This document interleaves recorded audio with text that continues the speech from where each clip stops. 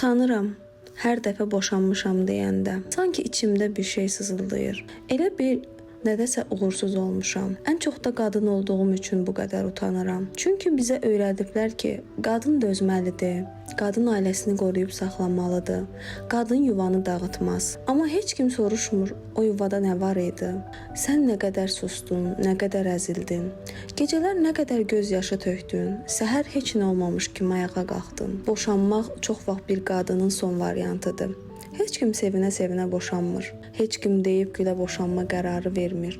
Bu içini yeyə-yeyə verilmiş bir qərardır. Bəs niyə utanırsan? Çünki bizə deməyiblər ki, özünü seçmək ayıb deyil. Bizə deməyiblər ki, ayrılmaq, pozmaq yox, bəzən xilas olmaqdır. Sən utanmalı deyilsən. Sən güclüsən qorxduğun şeyi etdiyin üçün və indi nəfəs alırsan. Unutma ki, bu hisslərin içində boğulan tək sən deyilsən. Sənin yaşadıqlarını anlayan, oxşar yollardan keçmiş yüzlərlə qadın var.